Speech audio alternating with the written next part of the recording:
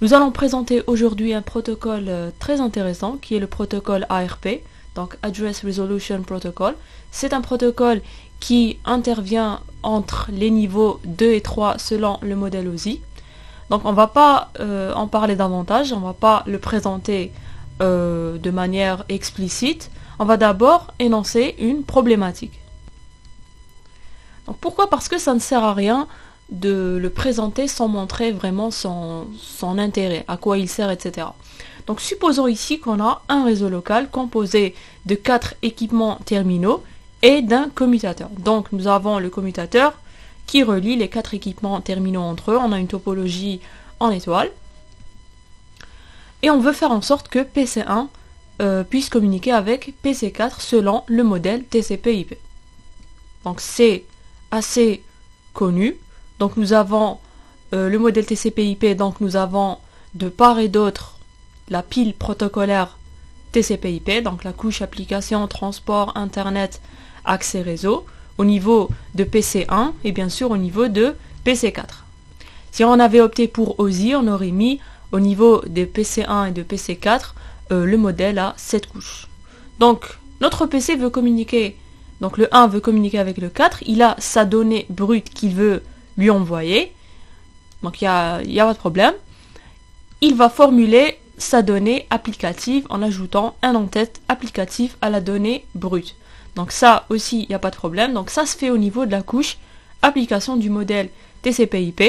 Et cette donnée applicative va être transmise à la couche transport où un en-tête TCP ou bien UDP va être ajouté à la donnée applicative pour former le segment TCP ou bien le datagramme UDP. Maintenant, le choix du protocole TCP ou bien UDP va dépendre de la nature de la donnée à envoyer. Si j'envoie un fichier, j'opte pour le protocole TCP. Si j'opte pour une vidéoconférence ou bien un appel IP, là il faudra opter pour le protocole UDP, protocole qui est non connecté et non fiable et qui sert justement au niveau de ce type de communication. Pour TCP, c'est un protocole connecté et fiable, donc même s'il y a des pertes de paquets, il y aura toujours le processus de retransmission et donc on est sûr que notre donnée sera reçue à 100%. Donc là, PC1 va former le segment TCP ou bien le datagramme UDP, donc là aussi il n'y a aucun problème. Il va faire descendre ce segment ou bien ce datagramme à la couche internet où un en-tête IP va être ajouté au segment ou bien au datagramme pour former le paquet IP. Et donc au niveau de l'en-tête IP, on va bien sûr ajouter l'adresse IP source et l'adresse IP de destination. Donc ce sont des informations que PC1 possède. Lorsque je fais ping adresse IP de PC4, là je connais mon adresse IP, c'est clair, et je connais aussi l'adresse IP de PC4. Ce paquet IP va être transmis à la couche accès réseau. Donc si on suppose qu'on utilise la technologie Ethernet, on va ajouter un en-tête et un remorque Ethernet. Au niveau des champs de l'en-tête Ethernet, nous devons connaître l'adresse MAC de destination et l'adresse MAC source. L'adresse MAC source, c'est clair qu'on la connaît. Par contre, l'adresse MAC de destination, on ne la connaît pas. Donc, si on ajoute l'en-tête, on va former la trame Ethernet.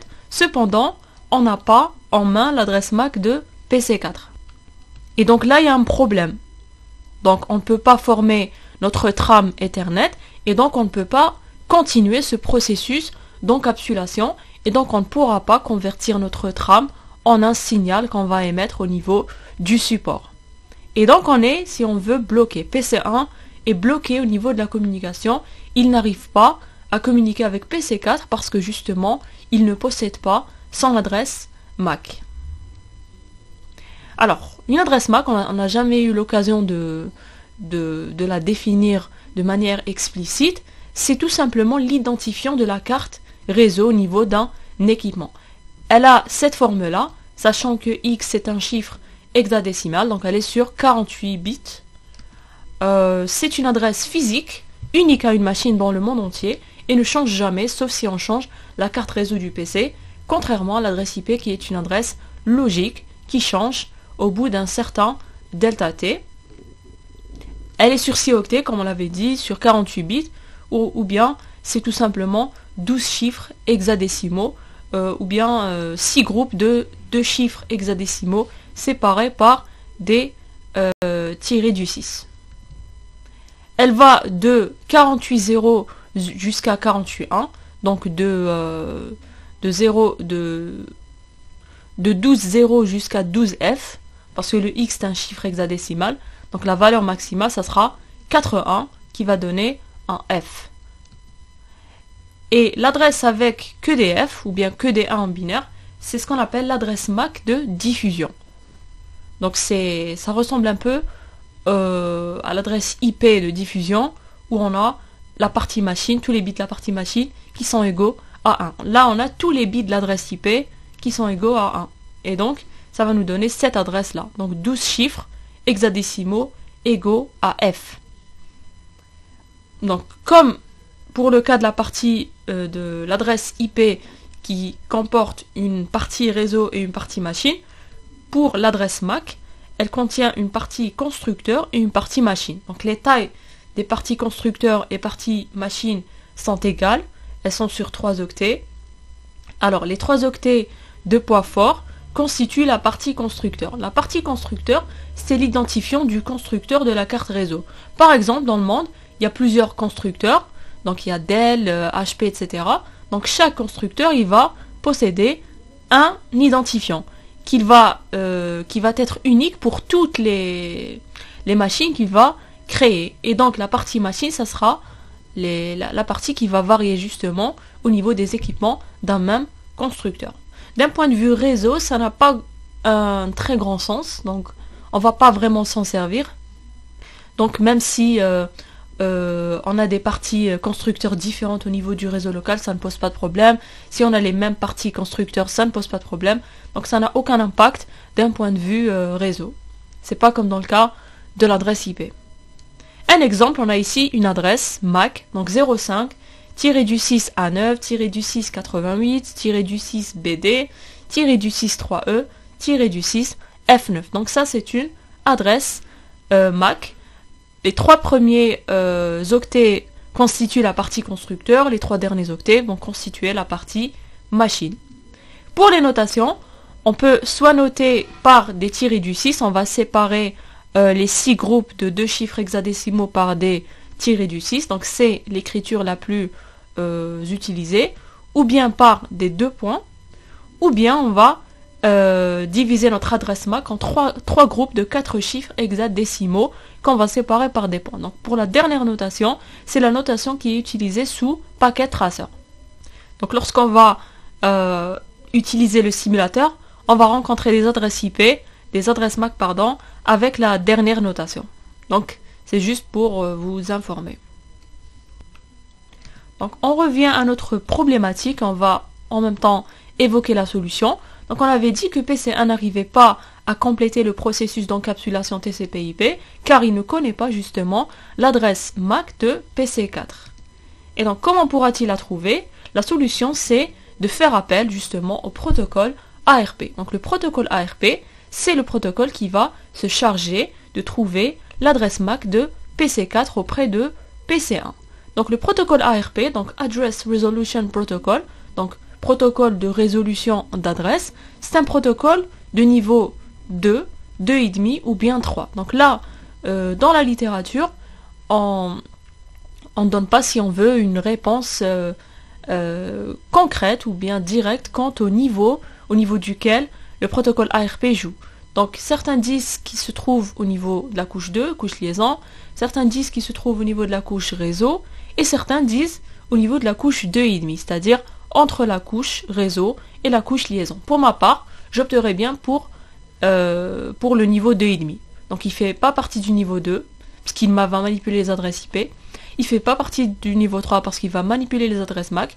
Et donc il fait partie des deux. Il est entre les deux. Donc, par abus de langage, on va dire protocole de niveau 2,5 selon le modèle OSI ou bien TCP/IP. Donc c'est la même chose.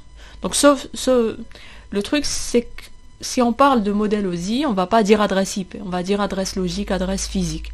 Là, si on parle de modèle TCP/IP avec technologie Ethernet, là, on va dire adresse MAC et adresse IP. On avait dit qu'au niveau du modèle OSI, il ne faut jamais spécifier une certaine notion. Donc, tout est abstrait, tout est théorique. Donc, au niveau de la couche réseau du modèle OSI, on parle d'adressage logique. On ne parle pas d'adresse IP. Adresse IP, c'est les adresses qui sont utilisées au niveau d'un modèle concret qui est le modèle TCP/IP. Alors, protocole ARP permet à un équipement de trouver l'adresse MAC d'un autre équipement via son adresse IP. C'est-à-dire que pour le protocole ARP, je vais lui donner en entrée l'adresse IP de l'équipement que je veux avoir, l'équipement avec lequel je veux communiquer et l'équipement dont l'adresse MAC me manque. Donc c'est l'adresse IP que je vais donner au protocole ARP pour qu'il puisse justement me retourner l'adresse MAC. Donc certains disent que c'est un protocole de traduction. Donc ce n'est vraiment pas le cas. On ne traduit pas l'adresse MAC en adresse IP ou vice versa. On trouve juste l'adresse MAC correspondante à une adresse IP. Alors, un équipement fait appel à ce protocole lorsqu'il ne connaît pas justement l'adresse MAC de l'équipement de destination. On va maintenant montrer comment va se comporter justement le protocole ARP et comment il va résoudre ce problème d'adresse MAC. Donc PC1 manque de l'adresse MAC de PC4, il n'arrive pas à communiquer. Qu'est-ce qu'il fait? Il fait appel au protocole ARP. Il lui dit « Retrouve-moi l'adresse MAC de PC4 et je te fournis son adresse IP ». Donc il va formuler ce qu'on appelle une requête ARP. C'est l'enveloppe en vert ici. On l'a modélisé sous forme d'une enveloppe verte. Donc cette requête, on va l'envoyer au niveau du réseau. Et cette requête, en réalité, c'est une requête qui dit qui possède l'adresse IP de PC4. Celui qui possède cette adresse IP me renvoie son adresse MAC. La requête ARP, c'est une requête de diffusion. Donc l'adresse MAC de destination, c'est une adresse MAC de diffusion. Et donc on va diffuser la requête ARP au niveau du réseau. Donc tous les équipements terminaux vont recevoir ma requête ARP. Donc PC2 et PC3 reçoivent, sauf qu'ils ne sont pas les destinataires. Ils n'ont pas l'adresse IP de PC4. Il y aura justement PC4 qui va dire je possède l'adresse IP de PC4 et donc je vais formuler ce qu'on appelle une réponse ARP. Et au niveau de la réponse ARP, je vais justement, donc le PC4 va mentionner son adresse MAC. La particularité de la réponse ARP, c'est que c'est une réponse monodiffusion, donc elle sera envoyée directement à PC1. Elle ne sera pas diffusée au PC2 et 3 ou bien aux autres équipements de mon réseau local.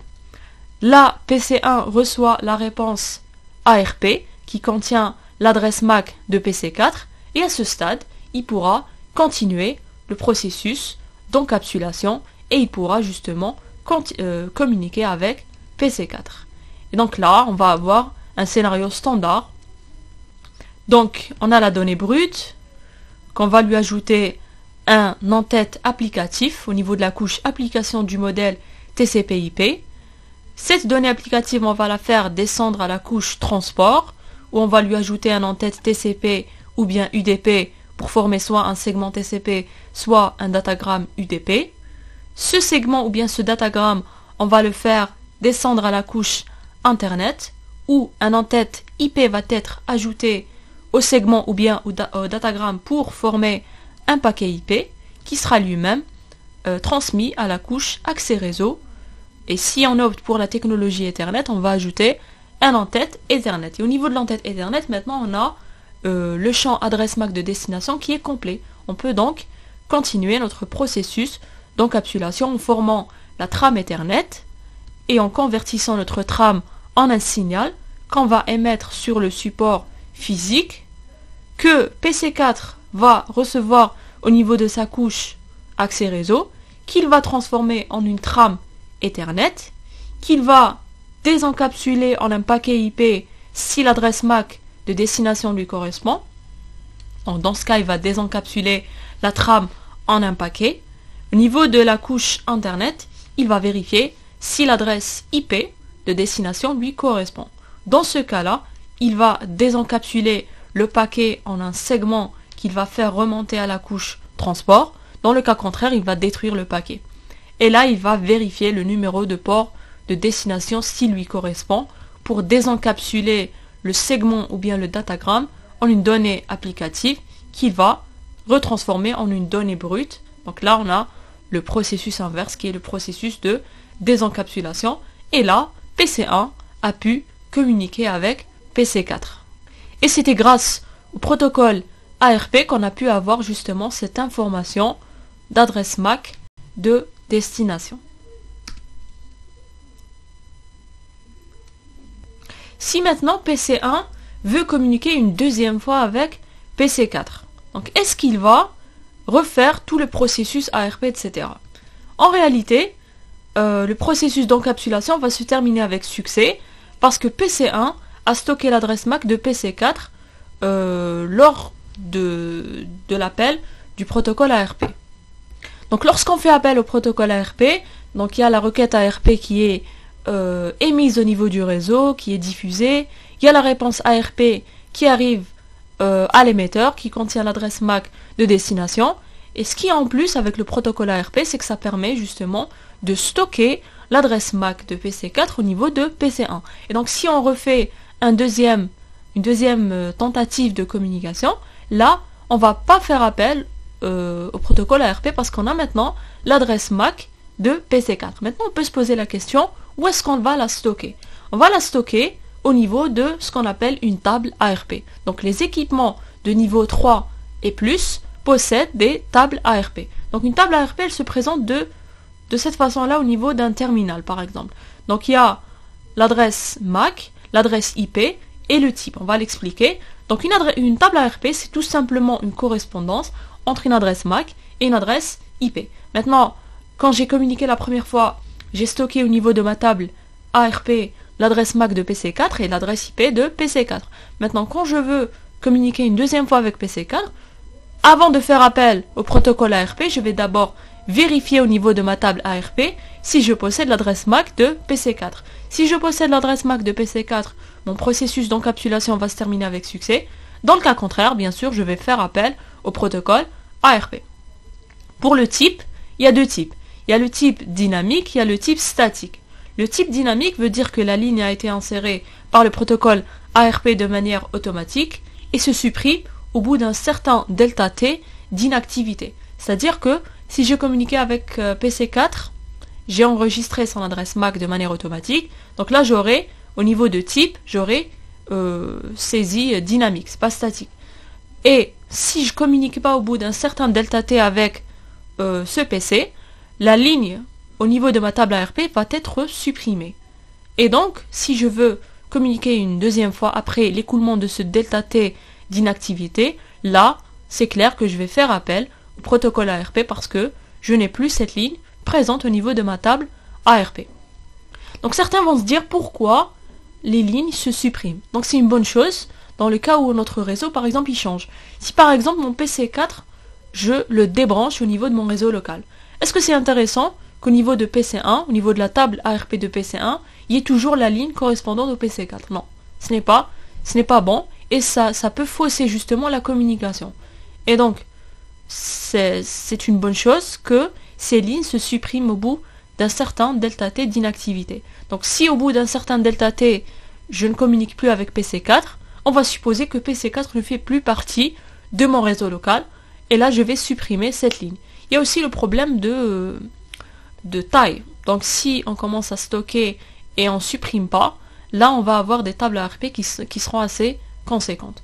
Comme il y a l'autre type qui est le type statique, où la ligne sera insérée par un administrateur réseau. Donc il y aura une commande qui sera saisie au niveau de l'équipement pour pouvoir justement insérer une ligne de manière statique. Et cette ligne, justement, la ligne statique, ne sera jamais supprimée. Donc c'est bon de le faire parfois. Et il faut vraiment le faire vraiment au besoin. Parce que du moment que ça ne se supprime pas, ça peut prêter à confusion. Donc on le fait dans le cas où, par exemple, on a un serveur au niveau du réseau local qui est fixe, qui a une adresse IP qui est fixe, là c'est bon de garder le mappage adresse IP et adresse MAC du serveur sans faire appel au protocole ARP à chaque fois, parce que c'est un équipement avec lequel peut-être qu'on communique assez souvent. Et donc, on appelle table ARP, on appelle aussi le mappage ARP. Voilà. On va maintenant traiter un petit exemple, et on va supposer que la connectivité est totale au niveau de la topologie. Si par exemple, tous les PC ont communiqué entre eux, donc PC1 a communiqué avec PC2 3 4, PC2 a communiqué avec PC1 3 4, PC3 a communiqué avec PC1 2 et 4, et PC4 a communiqué avec PC1 2 et 3. Dans ce cas de figure, on va avoir au niveau de la table ARP de PC1 les adresses MAC et IP des PC2, 3 et 4. Donc tous les PC de ma topologie. Même chose pour le PC2 qui va avoir les adresses MAC et adresses IP des PC1, 3 et 4. À noter qu'au niveau du PC, on ne sauvegarde jamais son adresse IP et son adresse MAC. On sauvegarde les adresses IP et adresses MAC des PC avec lesquels on veut communiquer et des PC qui font partie de mon réseau local. Pour PC3, c'est la même chose. Il va avoir au niveau de sa table ARP l'adresse MAC et IP de PC 1, 2 et 4. Là, il y a 2, je me suis trompé. Et au niveau de la table ARP de PC 4, il y aura les adresses MAC et IP des PC 1, 2 et 3. Le commutateur ne possède pas de table ARP. Donc ça, c'est une remarque très importante. Donc, le commutateur, c'est un équipement de niveau 2. Il manipule les adresses MAC, mais ne manipule pas les adresses IP. Donc, c'est pour ça qu'il n'a pas à connaître ce mappage-là. Donc, il ne possède pas à son niveau une table ARP. Même chose pour les équipements de bas niveau aussi. Donc, les concentrateurs, les amplificateurs, etc. Donc, ce sont des équipements qui ne possèdent pas de table ARP. Maintenant, on peut se poser la question quant au routeur. Est-ce qu'il possède une table ARP? Du moment que le routeur il est de niveau 3, donc il sait manipuler les adresses MAC, il sait manipuler les adresses IP. Et donc un routeur possède aussi une table ARP. Ce qu'il faut savoir aussi, c'est que la table ARP d'un équipement, donc que ce soit PC 1, 2, 3 et 4 par exemple, n'enregistre que les adresses MAC et IP des équipements se trouvant dans le même LAN que cet équipement. Donc PC1 par exemple va enregistrer les informations concernant PC3. Il ne va pas enregistrer les informations concernant PC2 et PC4. Pourquoi? Parce que les diffusions ARP se limitent au réseau local. Donc les diffusions ARP, les requêtes ARP qu'on envoie, elles ne sortent jamais du réseau. Elles sont arrêtées par le routeur. A noter que l'interface du routeur relié au réseau local reçoit la requête ARP et traite la requête ARP. Voilà, les diffusions ARP ne sortent pas du LAN. Le routeur possède aussi une table ARP. On va voir un petit exemple. Donc, en supposant toujours que la connectivité est totale au niveau de cette topologie, PC1 va contenir, donc sa table ARP va contenir l'adresse MAC et IP de PC3, parce que il y a uniquement PC3 qui fait partie de son réseau local. PC2 et 4 ne font pas partie de son réseau local. Qu'est-ce qu'il y aura en plus? Il y aura l'interface 1 du routeur. L'interface, celle-là, celle qui est collée au réseau local de PC1. Donc on va stocker son adresse MAC et son adresse IP. C'est aussi pour dire que les adresses MAC et IP donc les lignes insérées au niveau des tables ARP ne se résument pas qu'à des équipements terminaux. Donc une interface d'un routeur, elle est considérée comme étant un hôte au niveau du réseau local. L'interface du routeur possède une adresse IP et une adresse MAC. Même chose pour le PC. En réalité, ce qui est identifié par le PC, c'est sa carte réseau, c'est son interface qui possède l'adresse IP et l'adresse MAC. C'est pas le PC qui possède l'adresse MAC et l'adresse IP. Donc c'est un abus de langage parfois. Le routeur ne possède pas aussi une adresse IP et une adresse MAC, mais c'est son interface qui contient l'adresse IP à laquelle on attribue une adresse IP, et c'est l'interface qui a une adresse MAC qui est en réalité son identifiant. Et donc, du moment que cette interface fait partie de mon réseau local, donc rien n'interdit qu'elle fasse partie de ma table ARP. Pour la table ARP de PC2, il y aura l'adresse MAC et IP de PC4, parce que PC4 fait partie du réseau local où se trouve PC2, et aussi l'interface du routeur, celle-là, donc la 2, celle qui est reliée au réseau local de PC2. Même chose pour PC3, donc sa table ARP va contenir les adresses MAC et adresses IP de PC1, parce que PC1 fait partie du même réseau local que PC3, et l'interface 1 du routeur, celle qui est reliée directement au PC 1 et 3. Et pour PC4, on termine, il y aura l'adresse MAC et IP de PC2, parce que PC2 fait partie du réseau local où se trouve PC4, plus l'interface du routeur reliée directement au réseau local où se trouvent PC2 et PC4. Maintenant, on se pose la question, que serait le contenu de la table ARP du routeur? Alors, du moment que le routeur relie ces deux réseaux locaux entre eux, donc il les interconnecte, on a vu ça hier, il est supposé connaître les équipements terminaux du réseau local 1 et du réseau local 2. Il est supposé connaître tous les équipements terminaux des réseaux locaux qui l'interconnectent, donc tous les réseaux qui lui sont directement connectés. Et donc, au niveau de la table ARP du routeur, et en supposant que la connectivité est totale, la table ARP va contenir les adresses MAC et adresses IP des 4 PC, en plus de ces interfaces. Donc le routeur, à la différence du PC, enregistre ces adresses MAC, les adresses MAC et IP de ces interfaces. Le PC, par exemple, PC1, n'enregistre pas l'adresse MAC et l'adresse IP de sa carte réseau. Donc il n'y a pas ici, par exemple, au niveau de PC1, adresse MAC et adresse IP de PC1 plus PC3. Donc le PC n'enregistre pas les informations de sa carte réseau. Par contre, le routeur, il va enregistrer l'adresse MAC et l'adresse IP de ces deux interfaces. Donc ce qu'il faut aussi se dire, c'est que même s'il n'y a aucune connectivité qui a été faite au niveau du réseau, il y aura les adresses MAC et IP des interfaces 1 et 2 qui seront toujours présentes au niveau de la table ARP du routeur par défaut. Donc même s'il n'y a pas de connectivité, donc même s'il n'y a pas de communication entre les différents équipements terminaux. Maintenant, supposons que PC1 a communiqué avec PC4 uniquement. Donc au niveau de la table ARP de PC1, je ne vais pas retrouver PC3 parce que je n'ai pas communiqué avec lui. Je vais par contre retrouver l'interface 1 du routeur parce que j'ai communiqué avec un équipement qui se trouve à l'extérieur de mon réseau local. Alors, on verra ça aussi en détail lorsqu'on va manipuler sous packet tracer. On va voir différents scénarios qui vont justement nous permettre de voir ce qui est dit ici, donc de valider aussi. Il y a un autre protocole qu'on appelle le protocole RARP. Donc RARP pour Reverse ARP ou bien protocole ARP inversé. Donc on peut directement deviner son objectif. Donc il va retrouver l'adresse IP d'un équipement à partir de son adresse MAC. Voilà. Permet à un équipement de trouver l'adresse IP d'un autre équipement via son adresse MAC. Donc c'est le travail inverse que fait le protocole ARP. C'est un protocole qui est très peu utilisé, surtout de nos jours.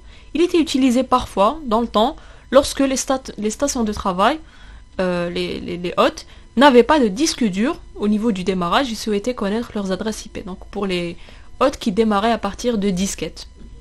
Donc on utilisait parfois ce protocole RARP. De nos jours, c'est un protocole qui est vraiment très très peu utilisé. Il y a le protocole ARP qui est toujours en vogue. On va maintenant passer à certaines commandes utilisées pour justement manier ce protocole. Donc, on va énoncer des commandes Windows au niveau des équipements terminaux. Donc, il y a la commande au niveau du CMD ARP-A. Donc, c'est une commande qui permet justement d'afficher le contenu d'une table ARP au niveau d'un PC. Il y a aussi ARP-A suivi de adresse IP. C'est pour afficher l'adresse MAC correspondante à l'adresse IP saisie au niveau de la commande. Il y a ARP-D qui permet de supprimer le contenu d'une table ARP au niveau d'un PC, donc delete. Et il y a ARP-D suivi d'une adresse IP, c'est pour supprimer une certaine ligne et pas toute la table ARP. Il y a ARP-S suivi de adresse IP et adresse MAC, ça permet d'ajouter une ligne au niveau de la table ARP du PC de manière statique. Donc c'est pas le protocole ARP qui va remplir de manière dynamique notre table. Donc il y aura certaines lignes où le type sera dynamique, celles que le protocole ARP va nous fournir, il y aura des lignes avec type statique, ça sera justement les lignes insérées de manière statique. Donc à noter que sous packet tracer, il y a uniquement ARP-A et ARP-D qui fonctionnent. Donc ARP-A suivi de adresse IP, ARP-D suivi de adresse IP, ça ne fonctionne pas sous packet tracer. Même chose pour ARP-S, donc statique, ça ne fonctionne pas. Donc sous le simulateur, on peut soit afficher le contenu de la table ARP en entier, soit supprimer le contenu de la table ARP aussi en entier. Et concernant les commandes Cisco iOS au niveau du routeur, puisque le routeur possède une table ARP, donc il y a des commandes justement qui permettent de manipuler le protocole, d'afficher la table, etc. Donc il y a show ARP ou bien show IP ARP, donc ce sont deux commandes équivalentes qui s'exécutent en mode utilisateur privilégié et qui permettent justement d'afficher le contenu de la table ARP d'un routeur. Il y a clear ARP cache, ça permet de supprimer le contenu du cache ARP. Donc on dit aussi cache ARP ou bien table ARP. Donc ces trois commandes fonctionnent au niveau du simulateur. Pour celle-là, c'est ARP suivi d'une adresse IP suivi d'une adresse MAC, ça permet justement d'ajouter une ligne au niveau du cache ARP du routeur. Et remarquez que ça se fait en mode de configuration du terminal, parce qu'on est en train d'apporter des modifications à notre table. Cette commande ne fonctionne pas au niveau du simulateur. Donc même chose au niveau du simulateur, au niveau du routeur, on peut juste afficher ou bien supprimer en intégralité le cache ARP. Il y a cette commande qui s'exécute en mode de configuration d'interface, donc au niveau d'une interface d'un routeur, il y a ARP, timeout, NB, seconde. Donc on va maintenant spécifier la durée de vie